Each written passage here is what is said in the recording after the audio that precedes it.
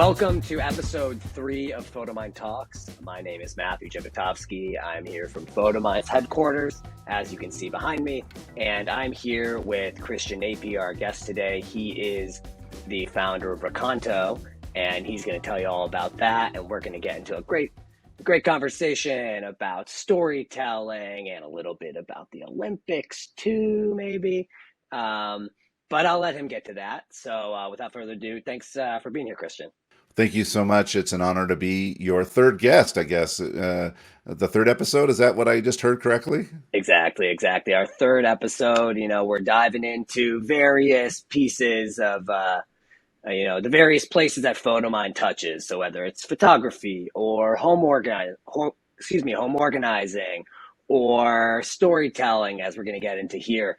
We want to bring people together that can kind of expand into these worlds. So I figure, we could start with, why don't you tell a little bit about yourself, how you kind of, how we connected essentially in the first place, I guess, even before then. All right. Well, thanks, Matthew. I really appreciate it. So, if you recall, we connected at Roots Tech. Roots Tech is the world's largest genealogy and family history conference.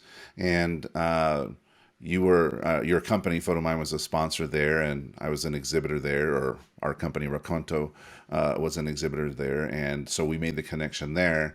I was very interested in the services that your company is providing to people to really manage and curate and make beautiful and available their visual assets, from visual historical assets, I guess I would say, and we come from a background of oral history and storytelling as a way to help people capture those memories. So I thought there could be some kind of complementary fit between the offerings that we provide to this particular market. And so that's kind of how we established our connection. And here we are today having a conversation. I know it's kind of wild, huh? So I guess how did you get into, recording family stories? What was the impetus, the thing that kind of brought you to, and you're like, well, we need to get a little bit more into this. Oh, well, that's a great question. It really started for me. My father was a huge genealogy buff, and he did like all the genealogy for the family, and so I just kind of left it to him, and I didn't really think much of it. And in my career, I was really focused on doing my work with large multi-sport international events, primarily the Olympic Games, the Paralympic Games. And part of the work that I embarked on doing, I guess about 6 years ago, was helping the International Olympic Committee capture the stories and experiences from the various host cities, the organizing committees that stage these games. And so I would go out and interview the heads of all the departments in an organizing committee. And that might, from the early days, it might be 20 people. After the games are over, it might be 80 people. And I would conduct these interviews. And I found the stories fascinating. It was great to connect with people. As I was doing this work, I realized I've never actually captured my mother's own story. Maybe I should do that. So I recorded her story, and then I realized that I didn't feel like there was a real great way to share that story with people, because you could do it on social media or you could upload it to YouTube. I just wasn't really satisfied with those things. And so after Roots Tech in 2021, which was virtual, me participating as a person who wanted to capture people's stories, realized, oh, there's no real software that effectively does this. And so Rakonto was born. Rakonto is Esperanto for story, and it's all built around the concept of requesting, recording, and sharing stories. But that was really the idea behind it, was to make it easier for people to do this. And certainly I couldn't do it all myself because I'm just one person. I'm not scalable. But if I provided a platform that allowed many people to work on this, then perhaps more people could record and share their stories. And underlying all of that is the belief that I've developed over my lifetime that every individual matters, every person's important. Their stories deserve to be preserved and shared. And that's the driving vision behind Rakonto, is to help people record those stories, because they matter. They 100% do. I actually want to take you back a little bit. You mentioned your dad. And at Photomine, we talk about this a lot, this concept of family anchors. This idea that every family kind of has that one person or maybe a couple people who are kind of at the center of passing down the family history. So whether it's through photos or through stories, kind of the one person that kind of everything flows through. And not only do they, not only are they the ones maybe taking the photos or telling the stories, but also kind of, keeping them in one place. So whether it's in their brain, a story, or, recording them. Um, so your father was the person in your family who was kind of the family anchor? Oh yeah, most definitely. And genealogical research and family history was definitely his passion, and we all relied on him to do it. And he passed away a few years ago, and so since then there's a bit of a void, in our family in terms of the family history and the genealogy, and I must admit that many of us have just kind of assumed, well, he's done it all, so what's the point? But after interviewing my mother and then interviewing her brother, there are so many stories that have not been shared in our family, and so I'm eager to start to dive into the stories of my family and pick up that torch, so to speak. That's so great. Did you find anything interesting about your mom and her family while interviewing her? Yeah, I mean, we both both my mother and also my brother. I mean, they have a tremendous number of stories to tell. Um, and not to divulge any confidences or anything, but my mother and her siblings, I did not really realize this. They moved around a lot when they were children, and that had both beneficial and detrimental effects, of moving around all the time, and it also helped me understand why when I was a child I moved around a lot. I didn't realize that I probably moved around a lot because my mother moved around a lot, and it was just kind of what she understood, and so uh, that's one simple, very very simple silly thing, but you you start to think about why am I the way I am, when and these kinds of questions begin to be answered when you start diving into your family history and you realize that your great grandfather did this, or your grandfather did that, or your grandmother did this, and you're like, oh, well, I see that in my own life, and I had no idea, and you start to track these similarities and realize where some of your characteristics may have originated, and it may not be with you. They may have been passed down through genetics or through the culture that you were brought up in. It's fascinating to me. We're probably not going to get into a whole conversation on nature versus nurture now, but I see you're hinting at it a little bit. Um, um, no, that's awesome. It's so true. It's so fascinating to look back and you like sometimes almost infuriatingly, right? You see and you're like, oh, that's where I get that from. Oh man. And other times you're like, oh, that's where that came from. And it's so cool that you can, through stories, you can you can understand things about yourself that maybe you didn't pick up before. Um, it's really fascinating. So you start Rakonto. Was there a point maybe early in your life where you felt that you had some connection to stories? Maybe like um, I guess I'm going to go back to that one. So you start Rakonto, and you give people an opportunity to tell their stories. But was there maybe a time back, early in your life where now you looking back on it, you can say, oh, that was kind of maybe the first moment where I was becoming a storyteller or interested in hearing how people can tell their own stories or anything like that? Uh, I never considered myself to be a storyteller. I still to this day don't really consider myself to be a storyteller. And and that's because I don't talk very much. I'm actually an introverted person, and I'm much more comfortable listening. I grew up in a family with five. I had five sisters. I had no brothers, and so they did all the talking. And I was perfectly content to just sit in a corner and just listen to the conversation. And I think that's why uh, I find the work with the International Olympic Committee and other clients where they're telling stories and I'm helping them tell their stories. I find that quite satisfying because I'm not the person talking. I just ask a question and then they respond to that. And I get a lot of satisfaction out of that.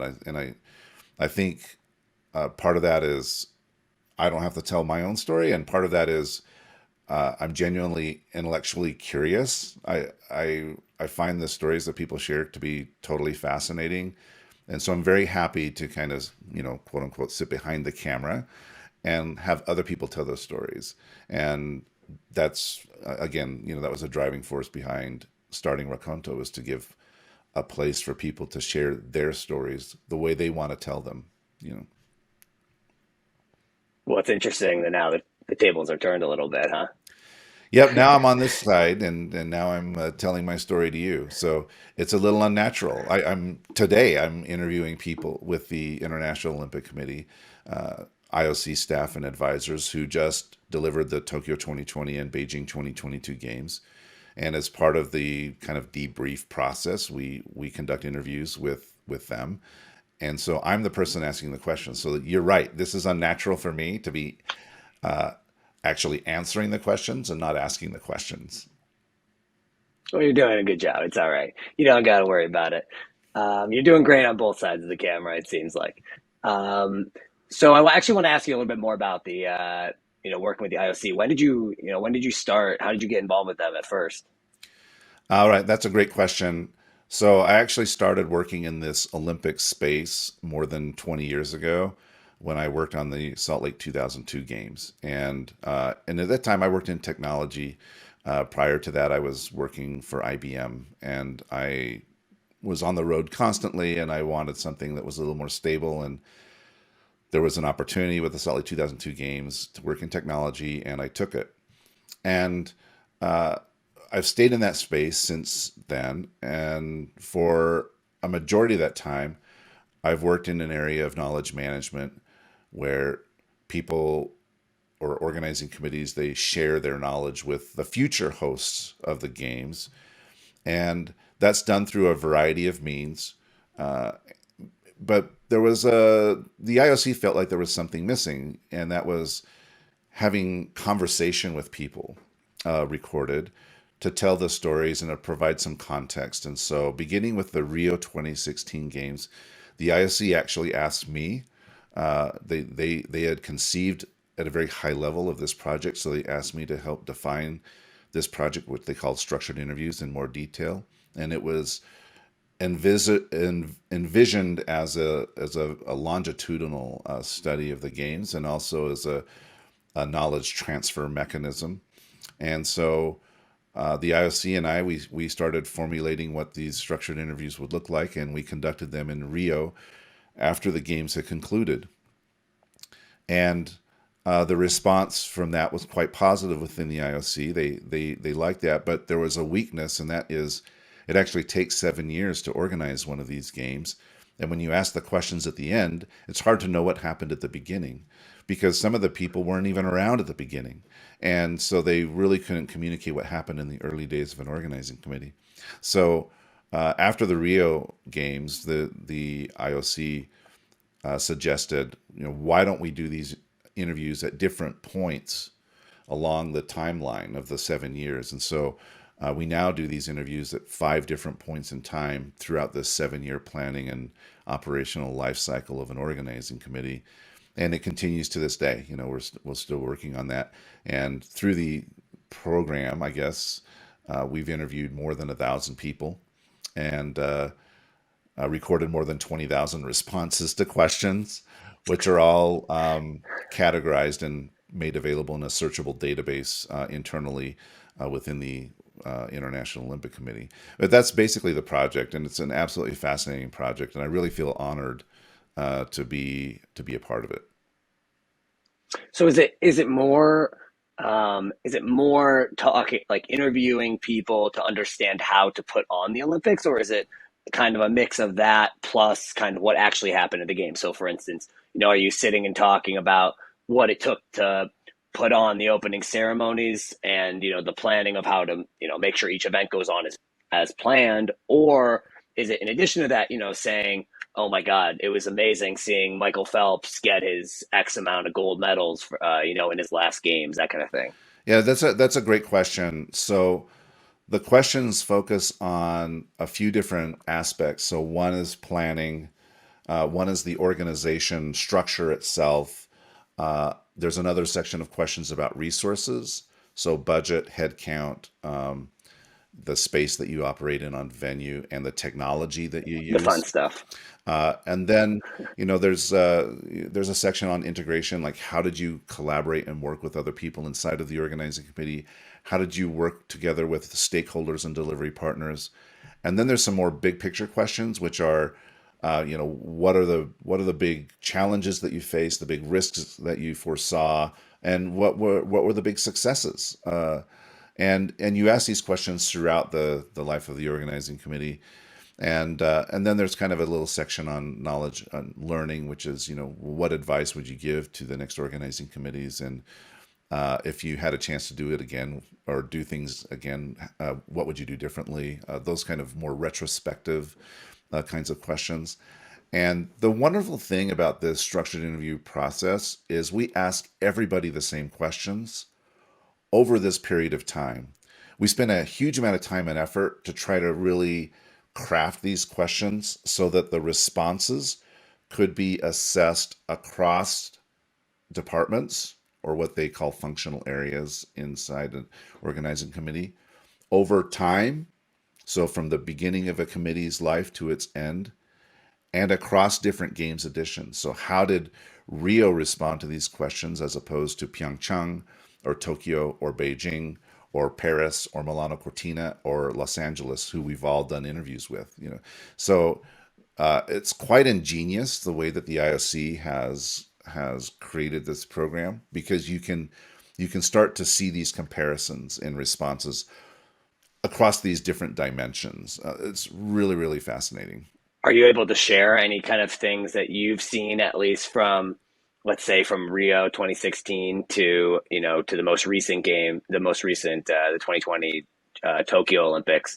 And, something that maybe happened there where because of these interviews, you were able to make changes and kind of, vastly improve, where you were then to where you were 2021, but yeah, 2020 at the Tokyo Olympics. Yeah, that's a really interesting question. So these structured interviews, they sit together with some other efforts that the International Olympic Committee undertakes.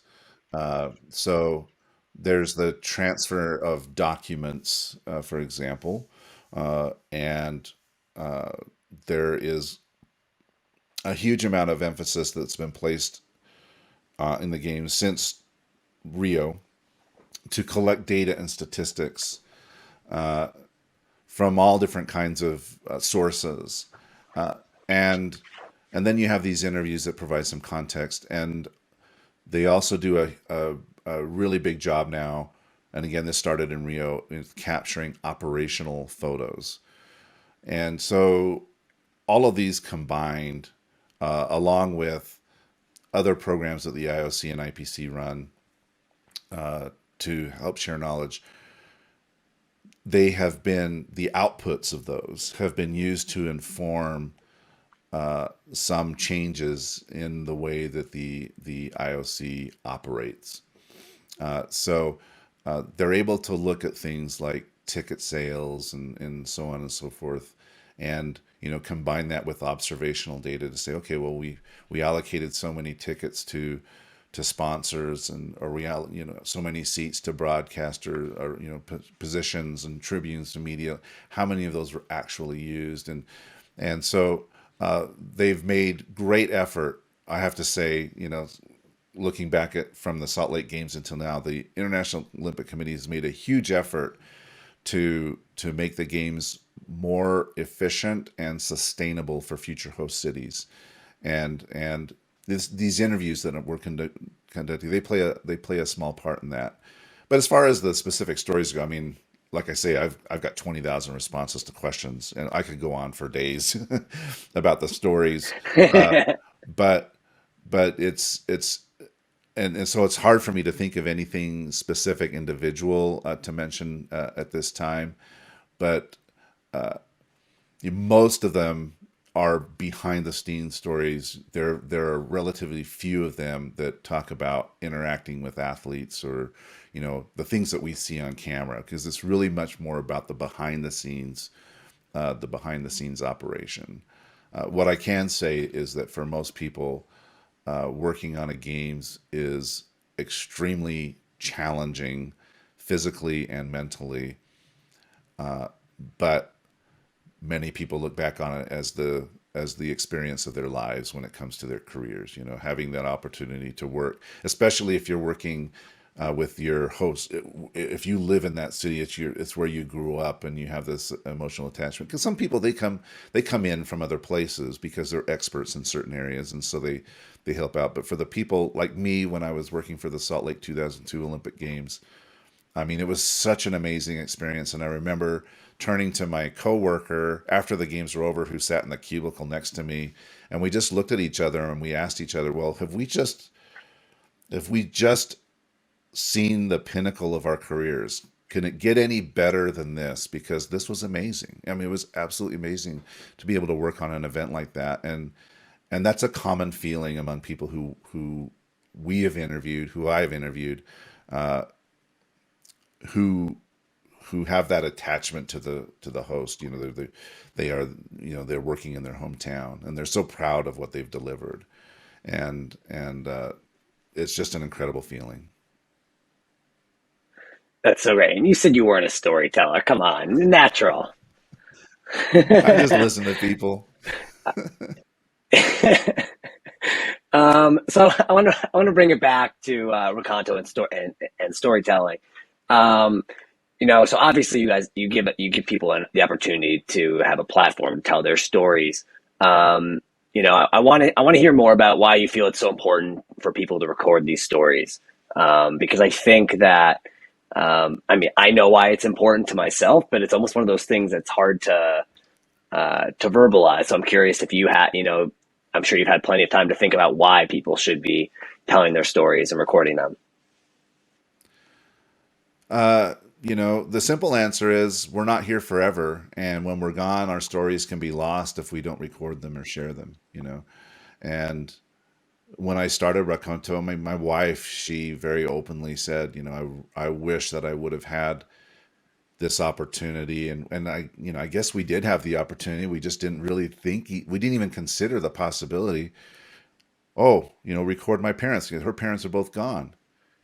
If you ask her, she would give anything to be able to have recordings of her parents telling their stories with their own voices, with their own faces, um, and and so I don't want this to come off as sounding manipulative, because it's not. It's just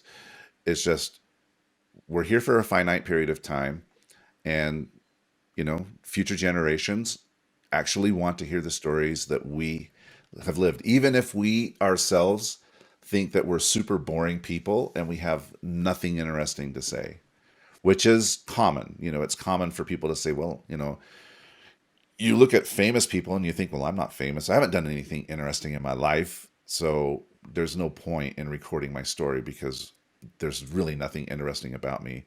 And actually, there's nothing further from the truth. Every person has unique stories to share, and they should be shared. And so, that's kind of the lens through which uh, I look at storytelling these days.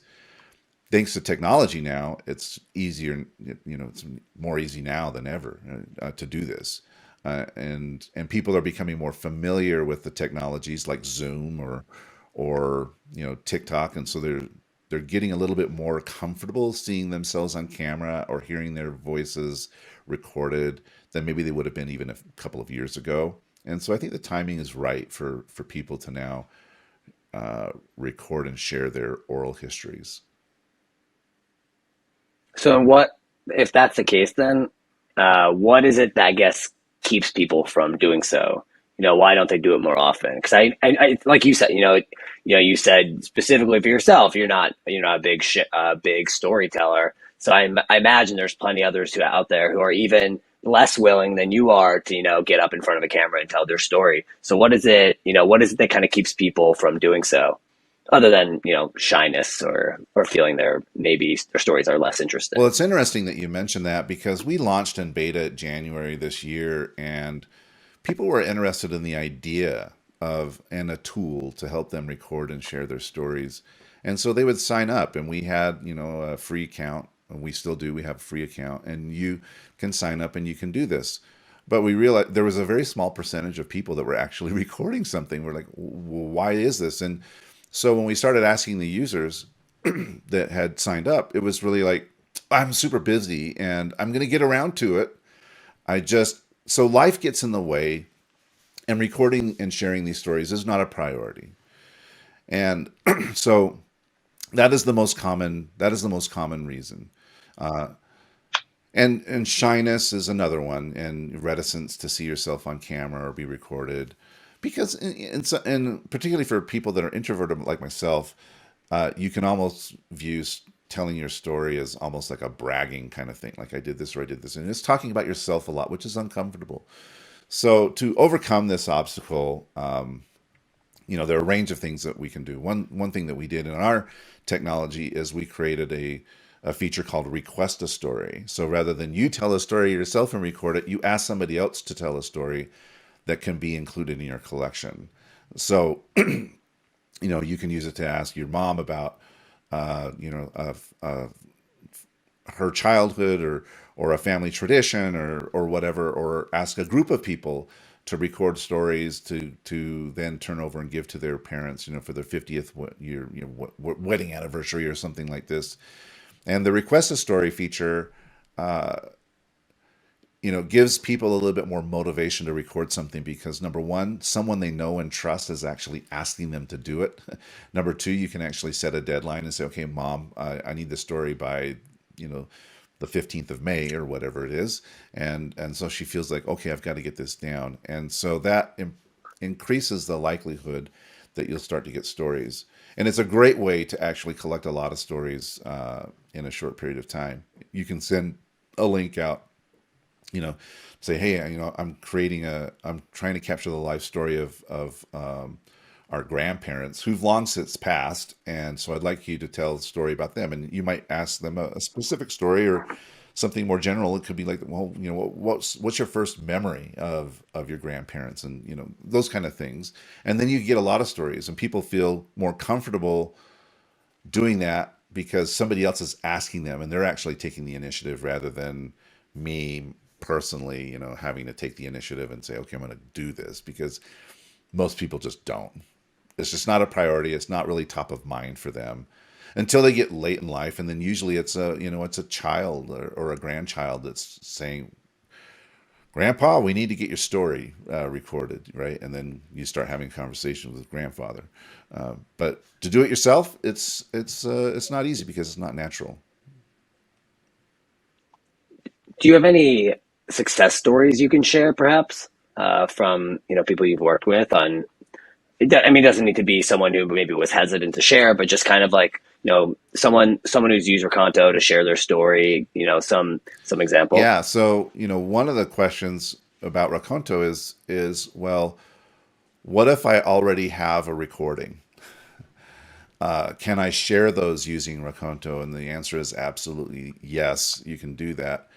And we have seen now, with the proliferation of Zoom and the pandemic, a lot of people having, family. They were initially, and I'd say it was really, really a thing the first year of the pandemic, where families were getting on Zoom calls, and because they couldn't get together physically, so they were having these regular Zoom calls, and some still do.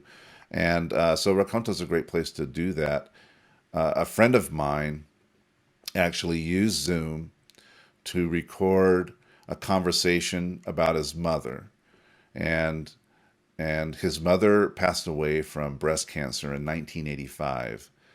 and he gathered together his mother's surviving siblings and also one of his own siblings, and they talked for 2 hours about stories about his mother. And so they had that recording, and they're like, well, how do I share? How do I share it? I said, well, you can throw it here on Rakonto. And so they took that 2 hour recording and they broke it into 10 separate chapters. They just, sliced the video into these 10 separate chapters where they were talking about different stories or different, stories, I guess, or periods of time and in his mother's life. And he put those up on Rakonto, so, and the reaction from that is priceless, you know, so much gratitude, especially from one of the siblings, who is getting very, very old in age, and you know, who knows how much longer that person's going to be around. And so to have that recorded, it's just a priceless treasure for them. And I'm glad that they're able to use Rakonto to share it. That's beautiful. Um, what advice do you have to those who are interested in recording their stories but maybe don't know where to start? That's a great question, and that's a reason why many people don't start, is because it seems like recording your life story is such a daunting task. Like, where do I even begin? And my advice to everyone is don't worry about beginning anywhere. Don't think that you have to do this chronologically or in any kind of order. Just start with the story that you have already told people 1,000 times. You've told this story so much that people are sick of hearing it. And when you start telling the story, they tell you, hey, Dad, you've already told us that story before. So you're already very comfortable sharing that story. So try that one.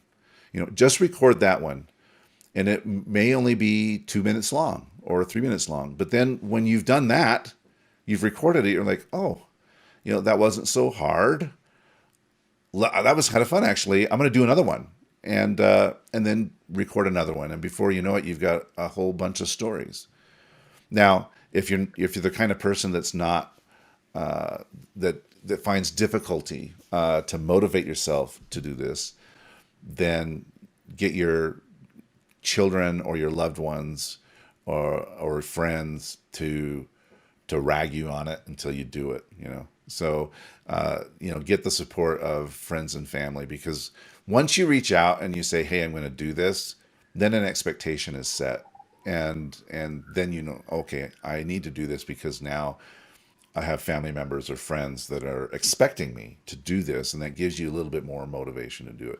But my general advice is just start with the story that you know best. The stories you know best, tell those first, and then more stories will come to mind as you jog your memory and about the common story that you've told all the time, and you just kind of go from there. And if you do that once a week for a year, I mean, pretty much you got 50 plus stories, and and the people who love you that are around you will be very, very grateful forever for you doing that. Well, I think that is absolutely beautiful and 100% on the nose.